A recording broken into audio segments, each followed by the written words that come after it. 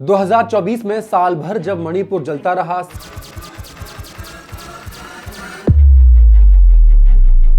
CM Biren Singh चुप रहे। नए साल के दिन उन्होंने एक ट्वीट के जरिए माफीनामा शेयर किया और मणिपुर के लोगों से माफी मांगी। सवाल है, क्या एक ट्वीट करने भर से ये सब भुलाया जा सकता है?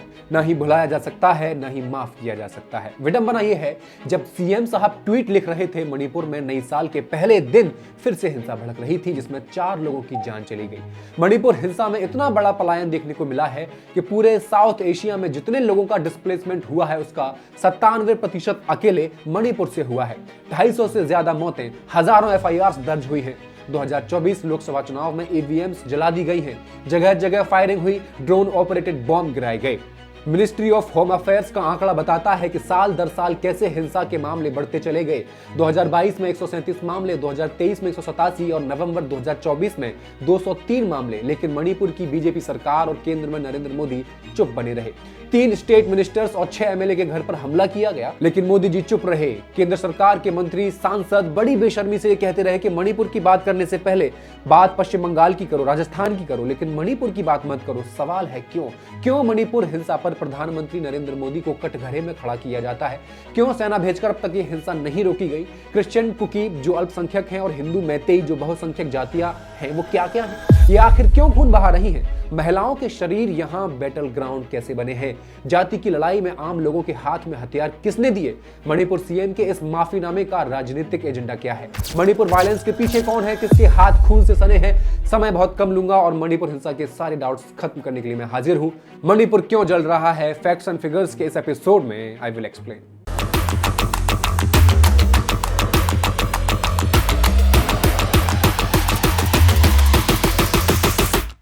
नमस्कार, मैं हेमंत और आप मॉलिटिक्स देख रहे हैं। मणिपुर हिंसा बेसिकली 2 कम्युनिटी के बीच की लड़ाई में है, मैतेई और कुकी के बीच, और इसका एक अपना इतिहास है। मणिपुर एक ऐसा पहाड़ी इलाका जिसपे मैतेई कम्युनिटी के राजाओं का वर्चस्व हुआ करता था, जो वैली एरिया में रहा करते थे और हिल एरिया में अपना वर्चस्व कायम करना चाहते थे, जहां नागा जनजाति रहा करती थी। नागा जाति के लोग घुमंतु थे, जो समय समय पर अपने ठिकाने बदल कर खेती के लिए उपजाऊ जमीन तलाशने निकल जाया करते थे, क्योंकि पहाड़ी जमीन एक निश्चित अंतराल के बाद उपजाऊ नहीं रह जाती है। यही वजह थी कि नागा जाति वैली एरिया तक भी पहुंच जाती थी, जहां नदियां थीं और खेती के लिए उपजाऊ जमीन थी। इनके इलाके बटे हुए थे, लेकिन जब ये एक दूसरे की टेरिटरी में एंटर करते तो क्लैशेस होना शुरू हो जाते।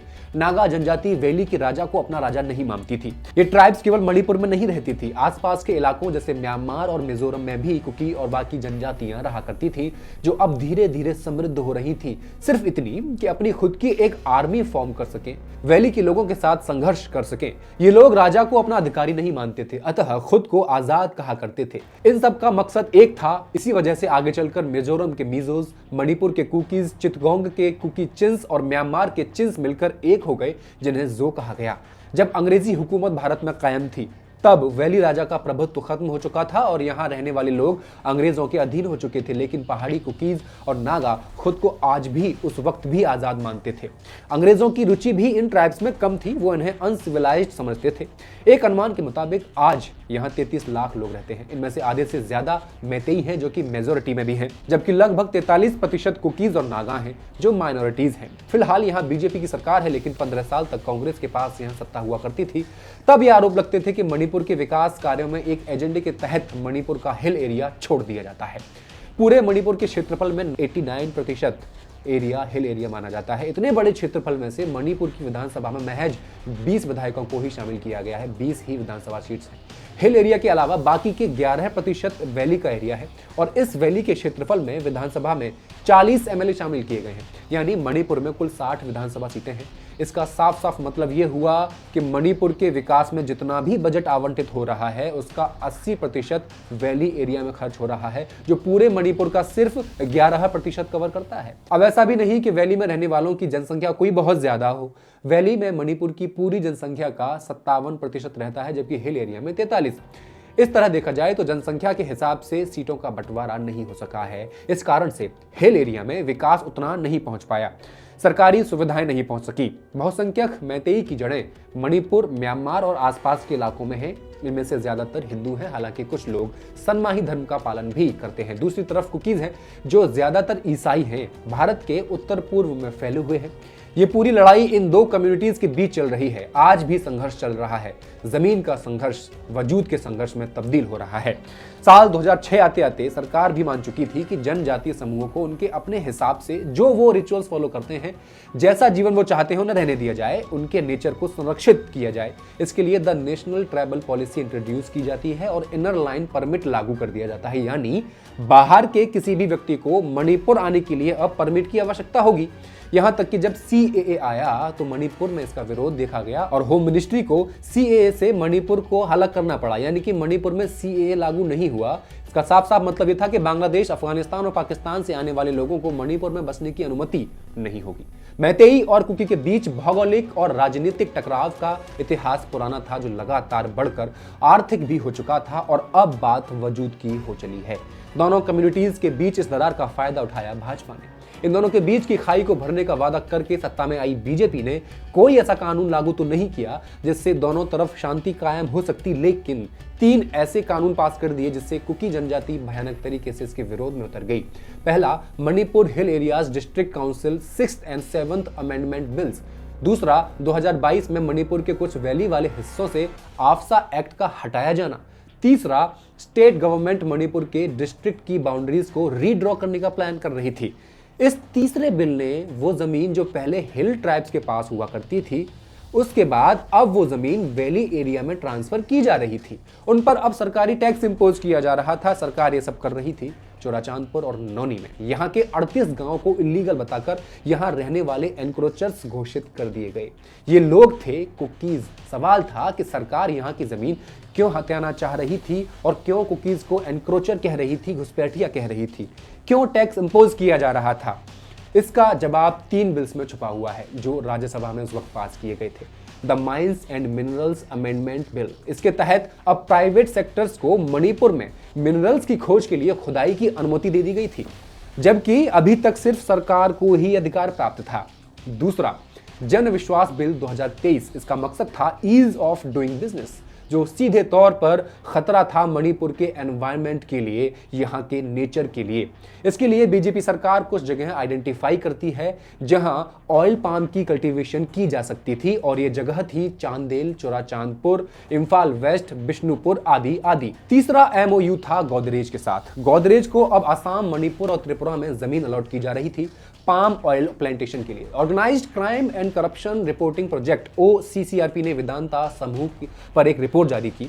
रिपोर्ट में कहा गया कि माइनिंग एंड ऑयल सेक्टर की दिग्गज कंपनी वेदांता ने पेंडेमिक के दौरान, कोविड के दौरान मेजर एनवायरमेंटल रेगुलेशंस को कमजोर करने के लिए गुप्त लॉबिंग अभियान चलाया। लॉबिंग वकालत का एक रूप है जो कानूनी रूप से विधायकों या सरकारी अधिकारियों जैसे नियामक एजेंसियों या न्यायपालिका को सीधे प्रभावित करने का प्रयास करता है।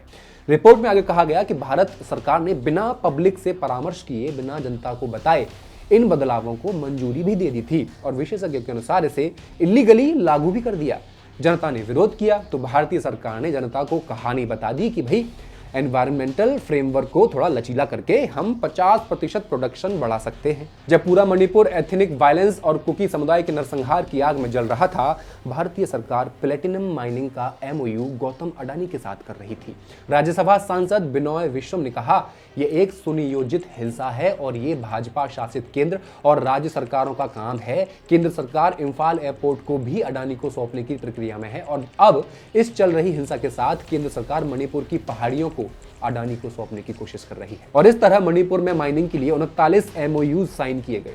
पाम ऑयल कल्टीवेशन अलाउ किया गया, जो न सिर्फ एनवायरनमेंट के लिए गलत था बल्कि यहाँ के लोगों के लिए भी बेहद भयानक और क्रूर था। यहाँ से शुरू होता है एथनिक कम्युनल वायलेंस। 9 मार्च 2023 को कुकी स्टूडेंट्स ऑर्गेनाइजेशन एक रैली आयोजित करता है और सरकार 144 धारा लगाकर इस रैली को दबा देती है। मार्च खत्म होते होते वायलेंस की खबरें आना शुरू हो जाती हैं। पुलिस और आम लोगों के बीच झड़प की खबरें आम होने लगती हैं। उधर मणिपुर के CM कुकी समुदाय को लगातार घुसपैठिया या एनक्रोचर्स से संबोधित कर रहे होते हैं। कुकी जो समुदाय के खिलाफ नफरती बयानबाजी होती रहती है, उन्हें आतंकवादी और ड्रग पेडलर्स कहा जाने लगता है। ड्रग पेडलर्स इसलिए क्योंकि मणिपुर में चोरी छुपे अफीम की खेती की जा रही थी, इसलिए कोई इसे नार्को टेररिज्म कह रहा था तो कोई बीजेपी के एक MLA हैं हाउकिप, वो कह रहे थे कि मणिपुर वायलेंस बीजेपी सरकार की इन्वॉल्वमेंट से ही हो रहा है। अब अफीम की खेती के लिए कुकी जनजाति को दोषी ठहराया जा रहा था, जबकि कुकीज का कहना था इसमें सभी कम्युनिटीज शामिल हैं। द स्क्रॉल में छपी एक रिपोर्ट के मुताबिक 2017 के बाद मणिपुर में ड्रग रिलेटेड कुल 2518 गिरफ्तारियां हुई, जिनमें से 1083 मैती पंगाल्स थे। उसके बाद दूसरे नंबर पे 873 कुकीज थे और 381 मैती थे। ये डेटा मणिपुर पुलिस द्वारा दिया गया था, लेकिन आरोप सिर्फ कुकीज पर लगे। 2020 में पुलिस ने एक रेड की और 28 करोड़ की ड्रग्स जब्त की और सबसे मुख्य आरोपी बताया गया बीजेपी के लोकल लीडर लुखोसी जुको, जो सीएम कुकी समुदाय को घुसपैठिया कह रहे थे। द इंडियन एक्सप्रेस में छपी एक रिपोर्ट के मुताबिक वो सीएम बीरेन्द्र सिंह बीजेपी के लोकल लीडर को बचाने के लिए दबाव बना रहे थे। ऐसा एक कॉप ने कोर्ट में कहा था। बीजेपी का एजेंडा माइनॉरिटी कम्युनिटी का दमन करके कम्युनल डिफरेंसेस पैदा करना रहा है और इसके लिए वो किसी भी हद तक जा सकती है। तरीके अलग अलग हो सकते हैं। सीएम बीरेन्द्र सिंह ने अगला आरोप लगाया कि म्यांमार से कुछ घुसपैठिए अवैध तरीके से आकर मणिपुर में रह रहे हैं। आउटलुक की एक रिपोर्ट के मुताबिक पुलिस ने एक सर्च ऑपरेशन चलाया और करीब 2800 ऐसे लोगों को गिरफ्तार भी किया जो अवैध तरीके से मणिपुर में रह रहे थे। लेकिन क्या वाकई 28 लाख की जनसंख्या वाले मणिपुर को और 16 लाख से ज्यादा मैती लोगों को इन 2800 से खतरा था कि इलीगल इमिग्रेशन के नाम पर एक नई पहल शुरू कर दी गई? मैती लोगों ने प्रदर्शन करना शुरू कर दिया कि उन्हें एसटी का दर्जा दिया जाना चाहिए, जैसे कुकीज और नागाज को मिला हुआ है। आर्टिकल 371C नॉन ट्राइबल्स को जमीन खरीदने से रोकता है उन इलाकों में जो शेड्यूल्ड ट्राइब्स के इलाके होते हैं। कुकीज को आपत्ति थी अगर मैती को भी एसटी का दर्जा दे दिया जाता है तो कुकी जनजाति की जमीन को सीधे तौर पर खतरा था। मैती आर्थिक रूप से कुकी से कहीं ज्यादा समृद्ध भी थे। अगली आपत्ति थी 31% जॉब रिजर्वेशन की जो मणिपुर में एसटी को मिला हुआ है, ये मैती में बढ़ जाएगा। अप्रैल 2023 में मणिपुर हाईकोर्ट कहता है कि मैती को एसटी का दर्जा दिया जाना चाहिए। अगले महीने मई 2023 को सुप्रीम कोर्ट मणिपुर हाईकोर्ट के फैसले को तथ्यात्मक रूप से फैक्चुअली गलत बता देता है। मणिपुर में वायलेंस इतना बढ़ जाता है कि कई तस्वीरों में महिलाओं के साथ बर्बरता देखकर पूरा देश हिल जाता है। महिलाओं को मणिपुर वायलेंस का बैटल ग्राउंड बना दिया जाता है। एक तरफ कुकीज का कहना था कि ये लड़ाई मैती के द्वारा की जा रही है, तो सीएम बीरेन्द्र सिंह कह रहे थे कि ये लड़ाई कुकीज मिलिटेंट्स के खिलाफ है। लड़ाई इस कदर बढ़ चुकी थी कि पुलिस भी अब 2 हिस्सों में बढ़ चुकी थी। हालात बदतर हो रहे थे। ये सब हो रहा था फूट डालो नीति के चलते। लेकिन नए साल के पहले दिन बीरेन्द्र सिंह ने माफीनामा साझा किया। क्या यह बीरेन्द्र सिंह के लिए कोई चिंता का विषय है? एक ऐसे व्यक्ति जिसने अपने पेशेवर करियर की शुरुआत एक फुटबॉल खिलाड़ी के रूप में की और अंततः एक ऐसे राजनेता के रूप में जाने गए जिसने भारतीय नरसंहार का समर्थन किया। वही बीरेन्द्र सिंह जिन्हें 2000 में गिरफ्तार किया गया जब वो पत्रकार हुआ करते थे और उनकी पत्रिका में एक लेख पब्लिश हुआ था जिसमें मणिपुर की दशा ठीक करने के लिए आर्म्ड कॉन्फ्लिक्ट यानी सशस्त्र संघर्ष को अंतिम उपाय के रूप में सुझाया गया था।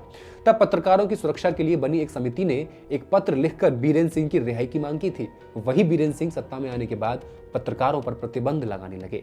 बीरेन्द्र सरकार ने नरसंहार की रिपोर्टिंग कर रहे पत्रकारों के खिलाफ कई एफआईआर दर्ज की। इन दोनों समुदायों के बीच संघर्ष शुरू होने से पहले मणिपुर सरकार ने बहुसंख्यक एजेंडे को आगे बढ़ाया और स्थिति खराब होती चली गई। राज्य सरकार ने कई पक्षपात बयानों और नीतिगत उपायों के माध्यम से बहुसंख्यक समुदाय के गुस्से को कुकी समुदाय के खिलाफ बढ़ावा दिया।